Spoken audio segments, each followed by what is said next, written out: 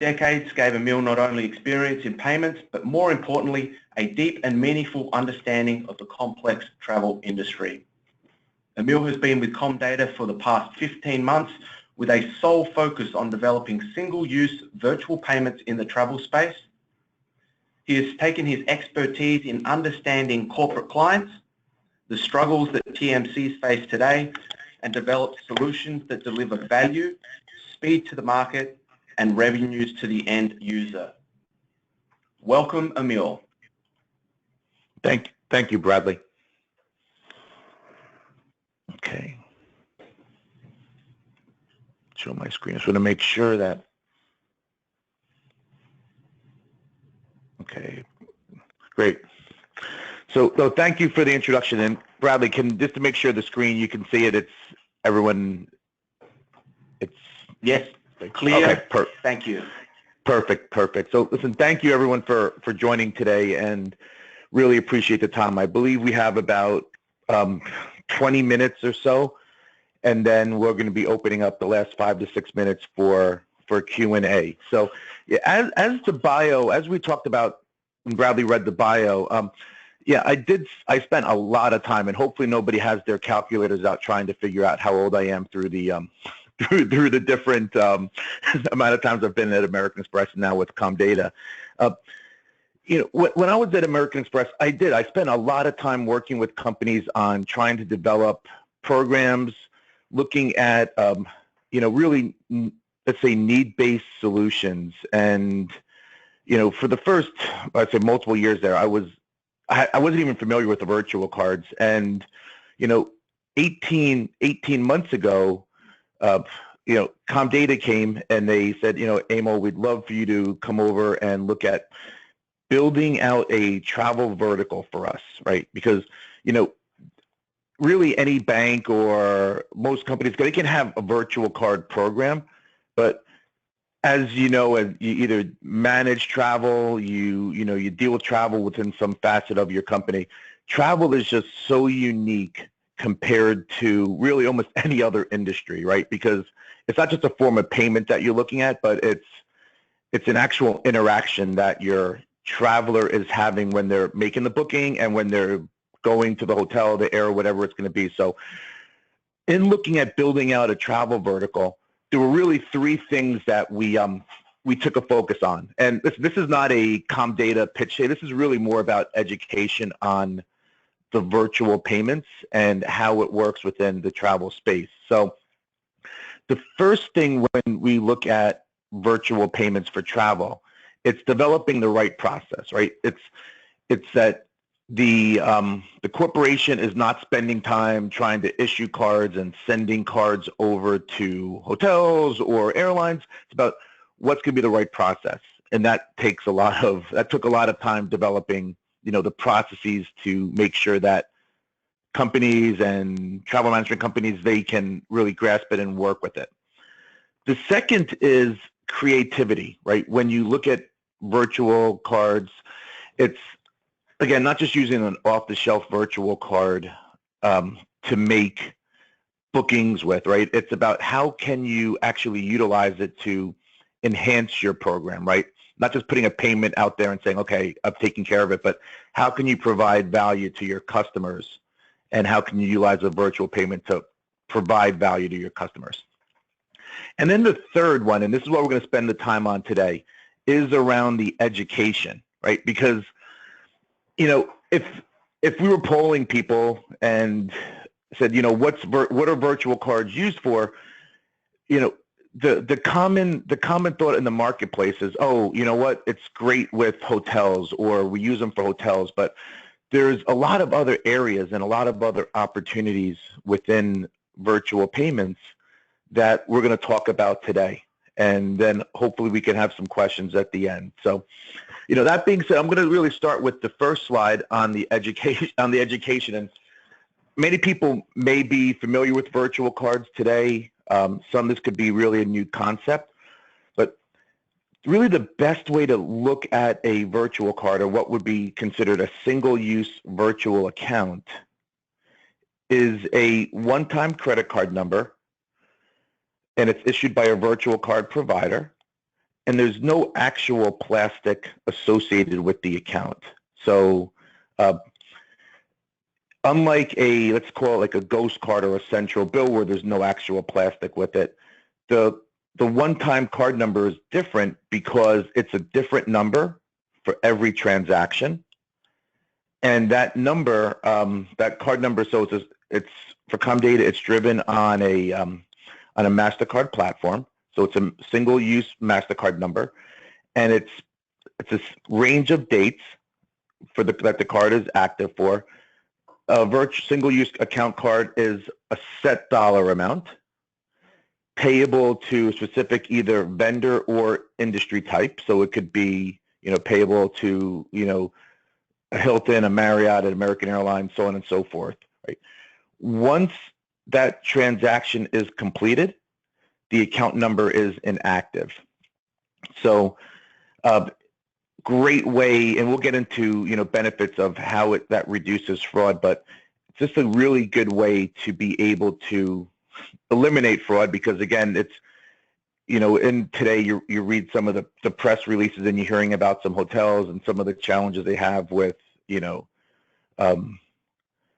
fraud and access into their systems, right? The virtual card, they can't do anything with that. So again, it's just a really great way to prevent fraud. Additionally, one other way, just when you try to make the comparison of a virtual card, it is similar to a check, right? Think about how when you write a check payable to something, right, and it's for the dollar amount, and same thing with a virtual card, with the only difference being that the check has an account number on it and it has a routing number on it, which could relate, could actually transpire into fraud, where with the virtual account, it prevents that.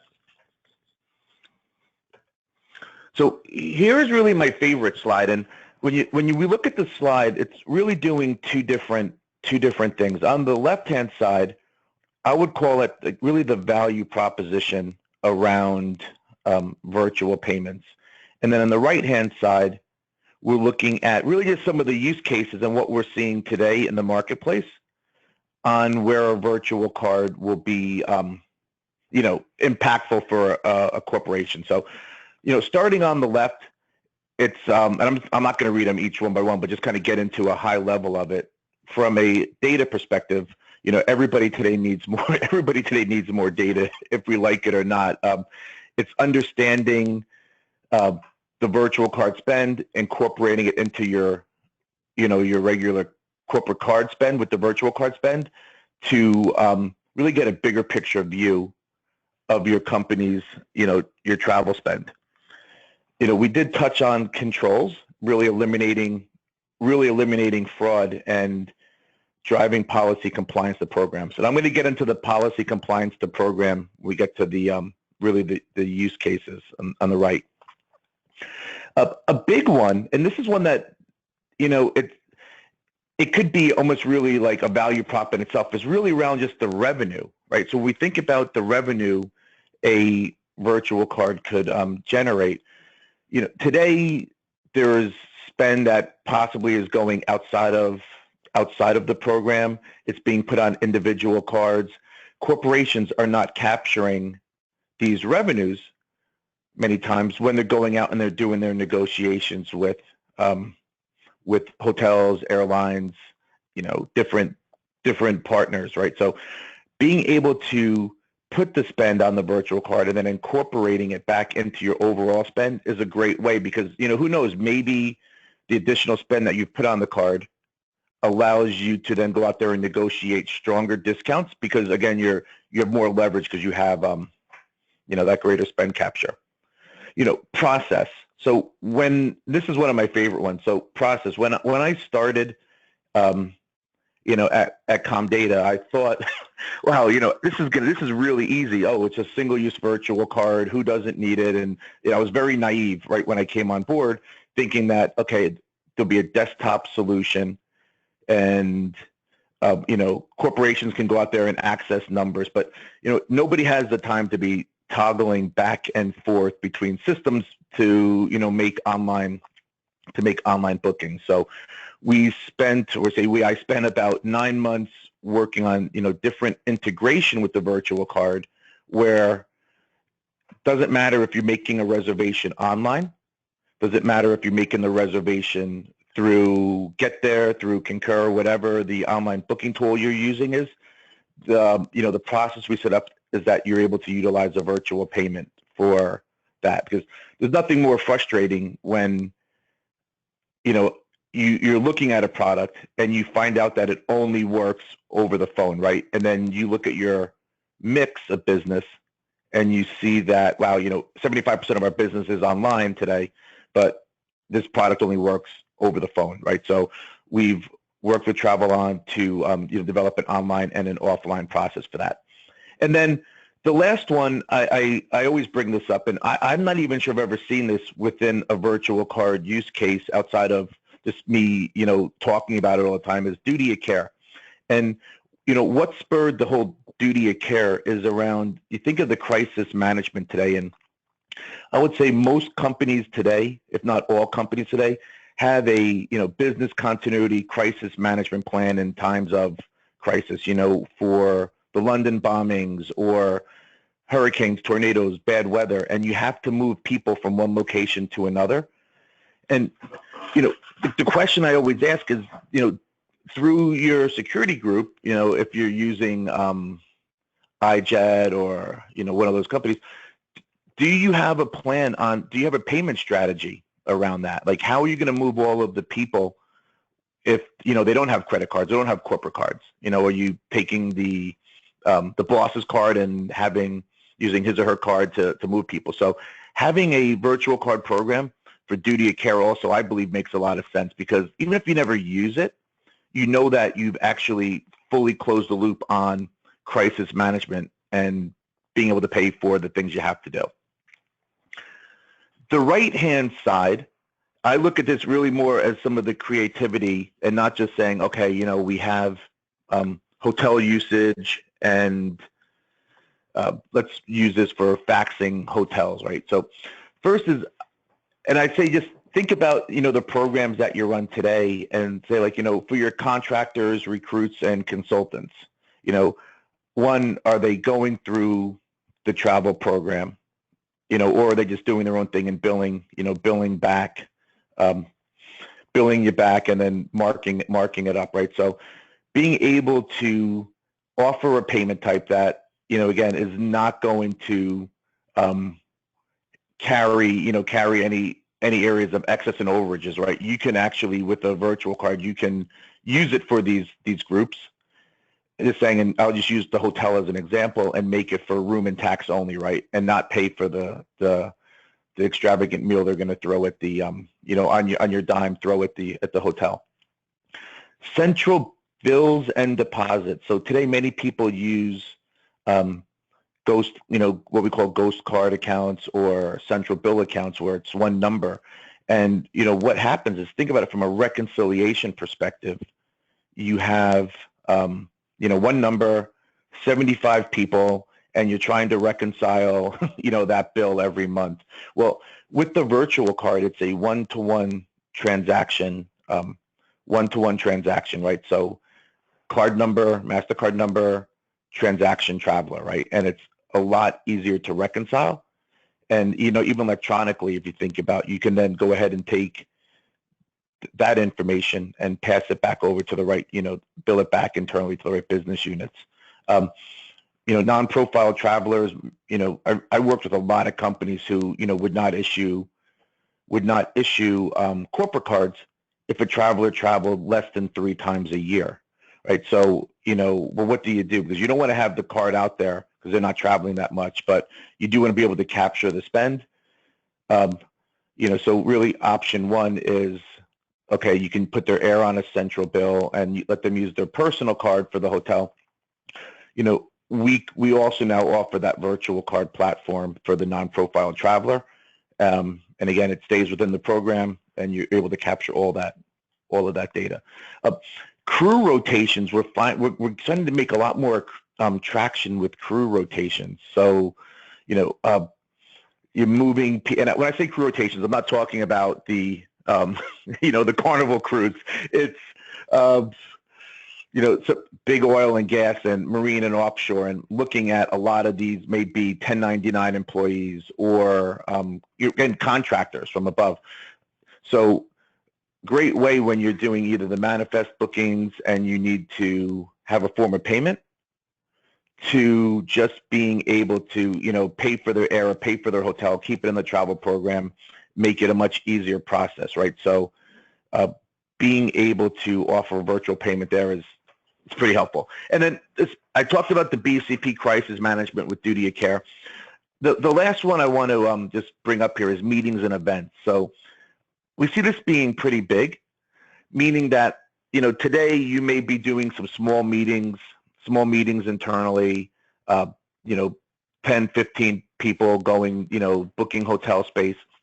And what we find is that companies writing checks still for deposits is very, still very prevalent. So, in a case like this, and I'm going to show you on the next slide what it looks like, but, part of the virtual payment program is also having, being able to do it through the agency, right, for the full, for the full automation and the processes, but also having a desktop version.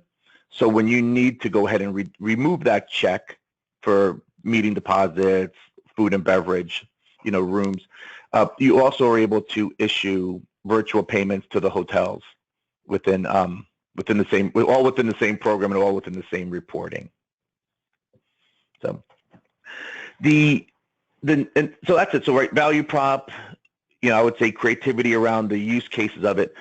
The next two slides, and this is really a lot more tactical, but the next two slides, I've actually just added these recently to the this virtual card review, because I get asked, well, can you show us a demo, right? Can you demo for us what it looks like? And because it's all automated, right? It's a lot of times outside of just actually making the booking and having it work, there's nothing really to demo when someone asks to see a virtual card demo. So what I've done is I've actually taken two screenshots.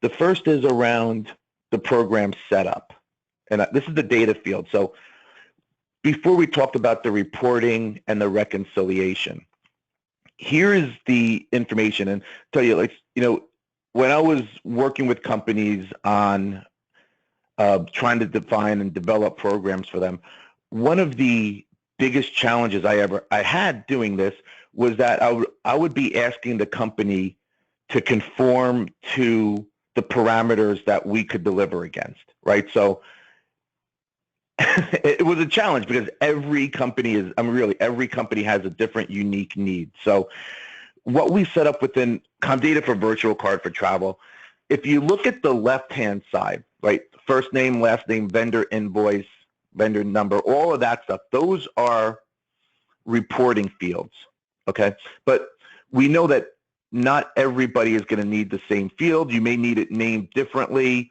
So the way we set it up, and this is, again, for the desktop version, as well as the, the automated through Travelon, the automation through Travelon, is we'll take a look at vendor, the third number down is vendor invoice number.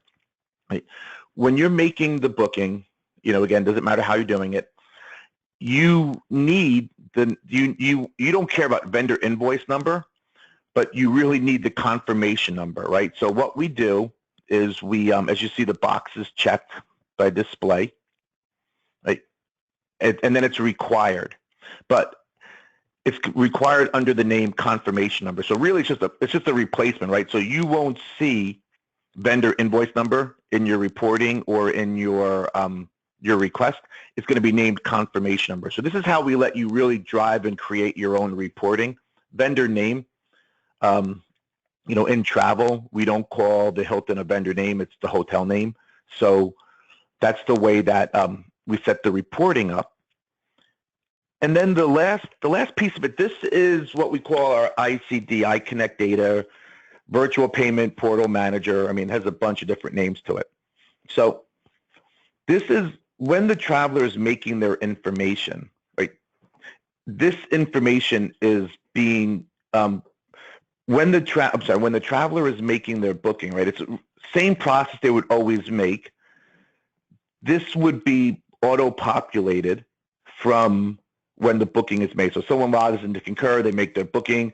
The required fields, we would, you match up the reporting you want from Comdata through the required fields that you're putting into your online booking tool or through the agency.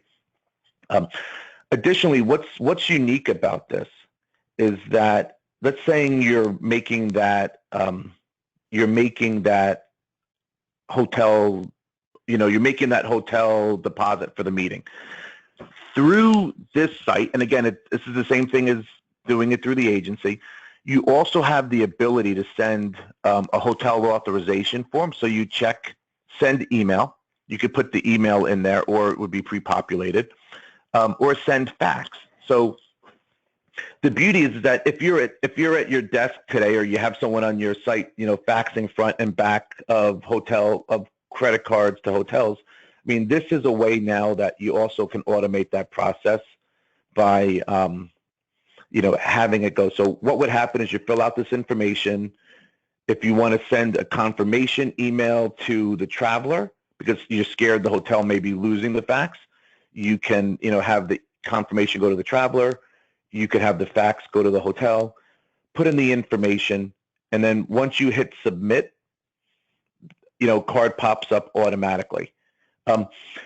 Again, and that's going to be it, but I want to talk about one last thing, and this is a question that does come up a lot, and I consider this really a best practice within virtual cards. So if it's Comdata or if it's any other virtual card program that you're going with or using, the best practice that we have learned is around, if you look at where it says right after expiration date, it shows number of transactions and must be an exact amount, right? So if you're paying a hotel, right, and the hotel is going to be $200 tax, right? It comes back, it's $200 room and tax. You can make it an exact amount if you want. You don't have to, but for number of transactions, whenever you're doing a virtual card for travel and hotel, you never want to make it one transaction, right? Because what happens is there are so many restrictions that you can put on the card that if you make it one transaction for hotel, right, when the traveler checks in, the card gets authorized. That counts as a transaction. So what we find as a best practice is, making it 2 transactions or 3 transactions. It doesn't matter the number of transactions. You could make it 100 transactions, right? Because you're putting the controls around the dollar amount. But hotels love to authorize the card when you check in. And if you make it a virtual card only 1 transaction, authorization will count. The card will decline when they're checking out, right? So again, don't think about transactions as a driver. Think about the dollar amount and how you want to put controls around the spend, and that's what you manage to. So, Bradley, that's the virtual card overview. I don't know if you want to open it up for questions. Yes, I will certainly open up for questions, and we've had some questions come through as you were talking, so I will get on to that right now.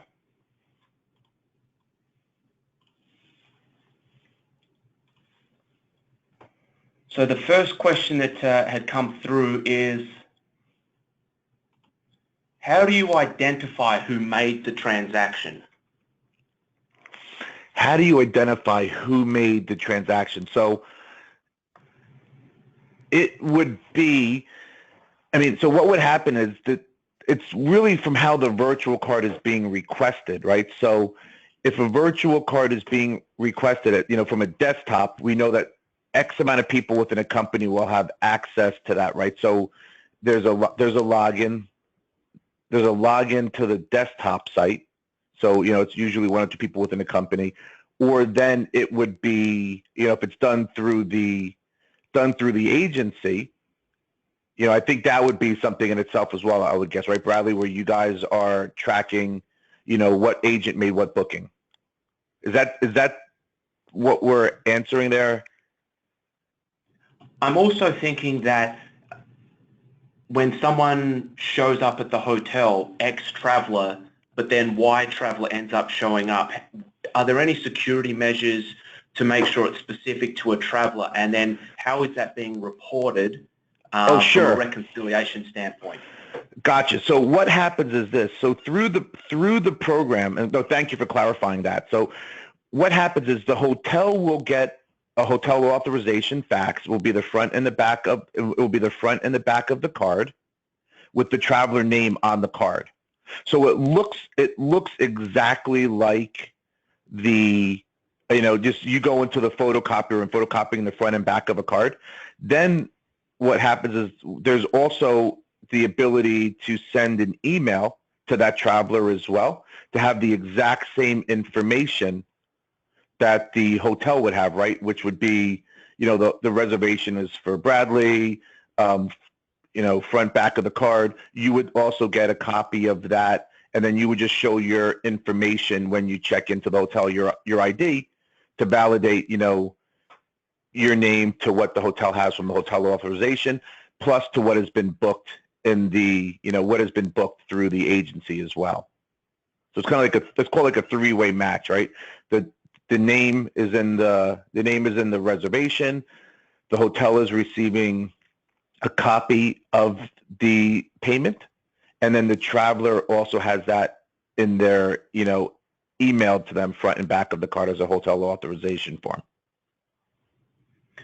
Wonderful. And then that would then translate to the reconciliation reporting so that name would then appear at the end of each month on the billing cycle, and so you would see the card number and the name and all the charges, etc. Correct. Yes. Wonderful. A few other questions. A traveler intermittently cancels their trip. Can the virtual card number be cancelled, or is it a case that it just gets changed for future travel?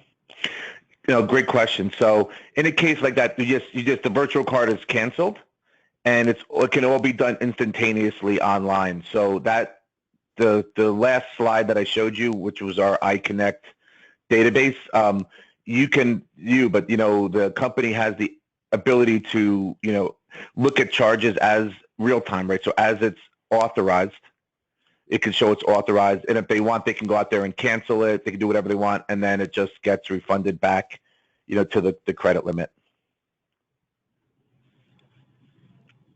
Yeah, Perfect. we don't recommend having cards sitting out there, right, that could have some value on it, even though they're not usable.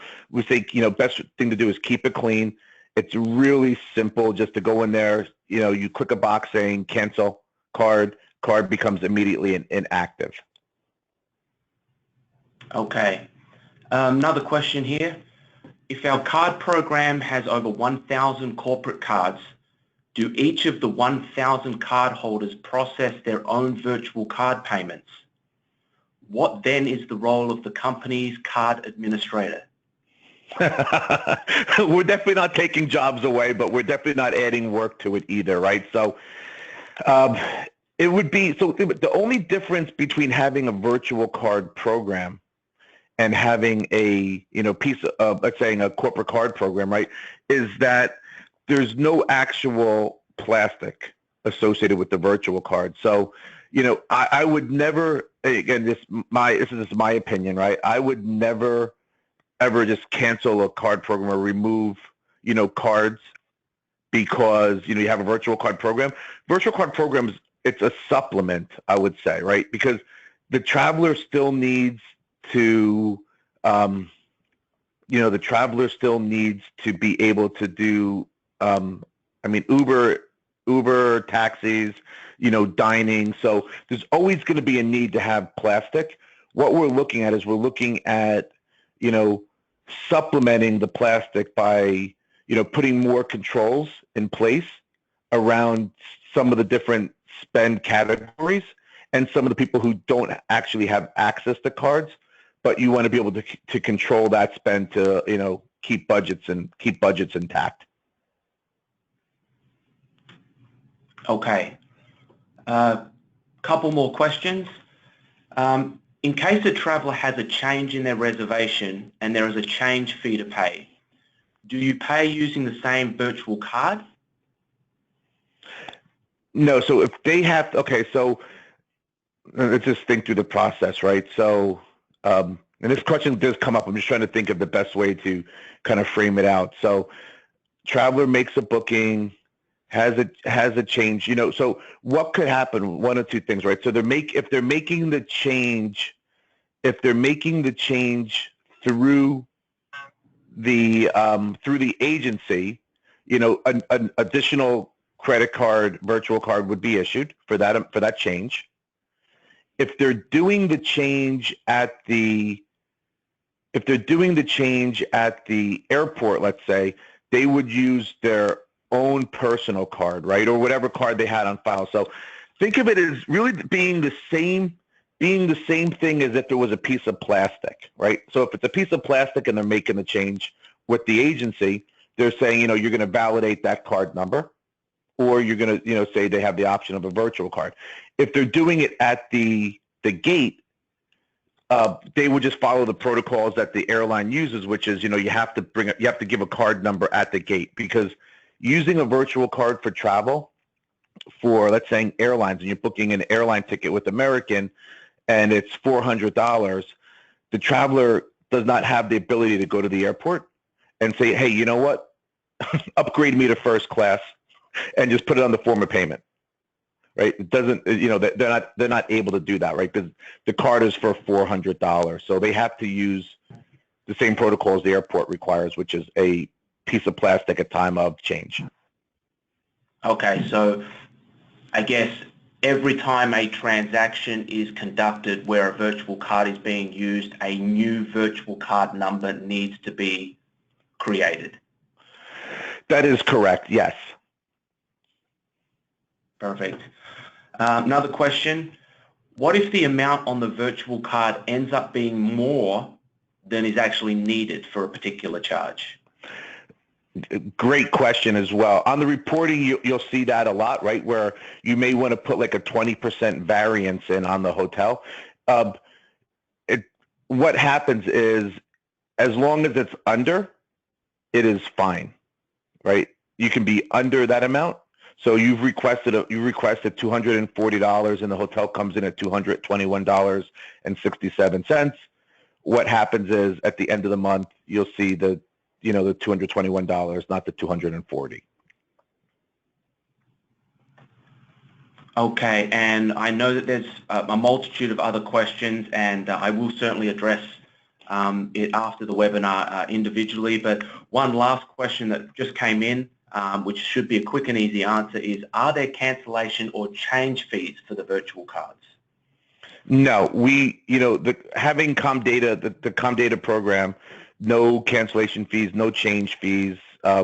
We don't charge setup fees for the program. This is really about, just utilizing the virtual card.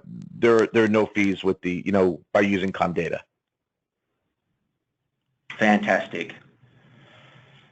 Thank you again, Emil, for your informative presentation today, and thank you again to our audience for your time and participation. The webinar has been recorded, and it will be made available for replay, and you will be advised shortly when that has been made available. As I had noted, there were questions that did go unanswered, so I will get back to those respective individuals. But if anyone thinks of any additional questions or would like more information on the subject, please contact your travel account manager at any particular time. Also, as a quick reminder, please mark your calendars now for the next monthly webinar. The date is May 30th. The topic will be advised shortly once I have confirmed everything. Again, thank you all for your time today, and enjoy the remainder of your day. Thank you.